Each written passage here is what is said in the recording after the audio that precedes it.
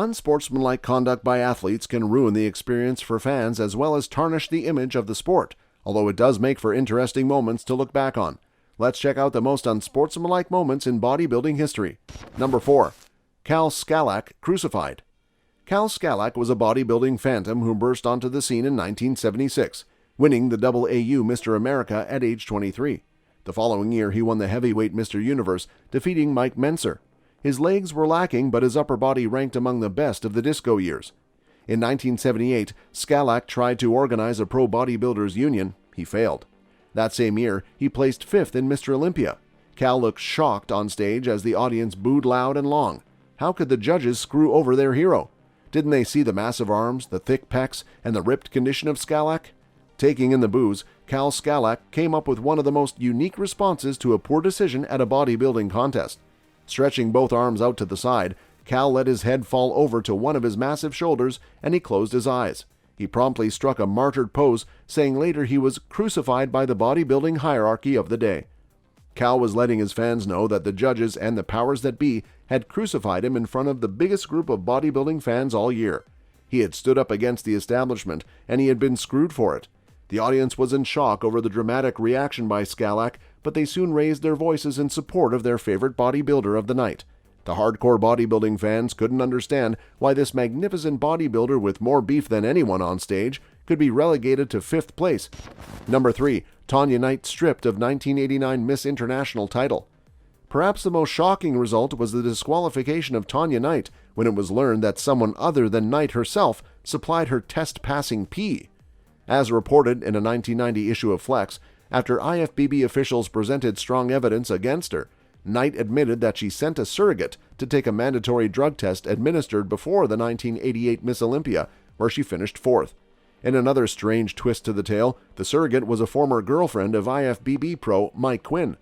In a ruling handed down in November 1989, Knight was suspended, stripped of her 1989 Miss International title, which went to runner-up Jackie Paisley, and asked to return her 89 Miss International and 1988 Miss Olympia prize money, totaling $12,000.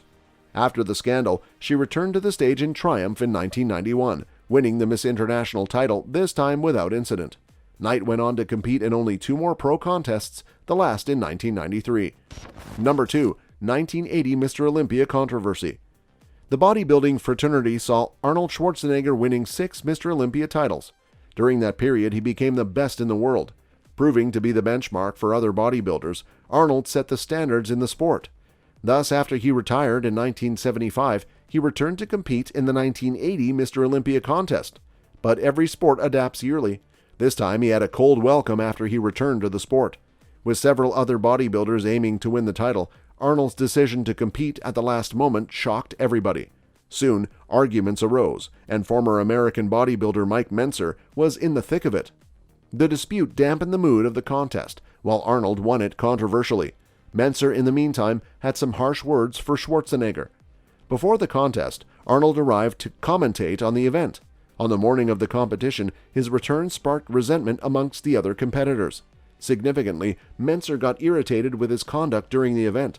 The crux of the matter lies in the rules of the competition. Arnold wanted to run under the format of 2 classes, under 200 pounds and over 200 pounds. To this, most bodybuilders opposed the new change preferred by Arnold, as it became an open class after the 1979 Olympia. From 1974 to 79, they ran it like how Arnold mentioned. But what followed was significantly controversial incidents that marred the event.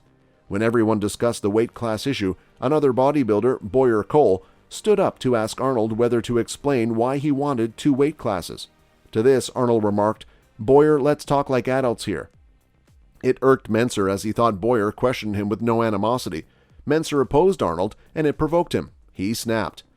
"Mike Mentzer, we all know Zane beat you last year because you have a big stomach," mentioned Arnold, who bent out of shape. All hell broke loose as Mentzer approached him with 2 men who needed to be separated. Mentzer burst out and said, "Look, Arnold, Boyer Co. said what he did as a gentleman. He didn't deserve that response. You're the one who's acting like a baby, literally. Arnold couldn't look me in the eye." The creator of Mr. Olympia, Joe Weider, intervened and diffused the situation. That ended the debate with Arnold and cited, "I withdraw my objection." The next day, the competition resumed, and Arnold Schwarzenegger won his 7th Mr. Olympia title. Meanwhile, Mike Mentzer finished 5th, and he never competed again. There can be many theories that could come out from this episode. For years, Arnold received cheers for the iconic physical masterpiece he put on show, but that day he received a chorus of boos, and the 1980 Mr. Olympia contest became the most controversial one in its history. The decision was criticized by competitors and attendees because Arnold lacked his usual size and muscular definition. Many audience members booed as the results were announced. After accepting the runner-up position, Dickerson jumped off stage yelling, "I can't believe it." Number 1. Flex Wheeler loses to Ronnie Coleman. Now, rivalries drive sports, and bodybuilding is no exception. And nowhere did the rivalries in the IFBB Professional League become more apparent and more important than on the greatest bodybuilding stage in the world, Mr. Olympia. But this is no excuse to behave badly when you don't come out on top. In 1998, six-time Mr. O winner Dorian Yates vacated the title, and Flex Wheeler, who was considered to be one of the most complete bodybuilders to ever compete, was expected to become the next Mr. Olympia. Little did he know that an outsider by the name of Ronnie Coleman would come in and snag it out from under him. Adding more flame to the fire the following year, Wheeler was convinced that he had finally won, and nearly walked off stage after being announced. Yet again, he was in second place. When you talk about the best bodybuilders to never win an Olympia, 9 out of 10 people are going to think of Flex Wheeler. In 1993, Wheeler dominated his rookie season. He won 4 contests, including the Arnold Classic, and placed second at the Olympia to Yates. Many journalists felt that it wasn't a matter of if, but when Wheeler would seize the crown. That coronation was expected to be 1998 Olympia, the first year since Yates' retirement. In a shock heard around the bodybuilding world, Wheeler placed second to a lesser-known bodybuilder named Ronnie Coleman, who had finished 9th place the previous year. During the 1999 Mr. Olympia competition, Flex Wheeler and Ronnie Coleman was going head-to-head for the first position, and there were many great bodybuilders up against them. Wheeler's rematch came, but Coleman won again. What followed was one of the more awkward scenes in the sport's history. Upon hearing his name called for second place, Wheeler turned his back to the crowd as Coleman fell to the floor in tears of joy.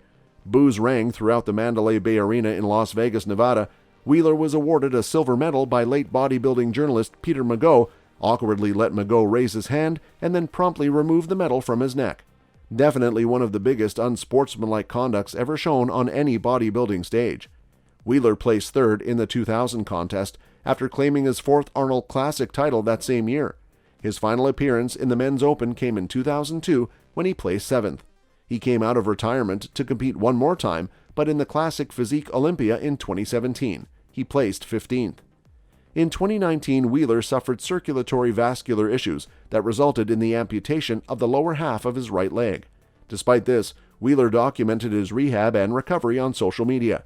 At the 2020 Mr. Olympia, Wheeler received the inaugural Olympia Inspiration and Courage Award. That's all for this video, folks.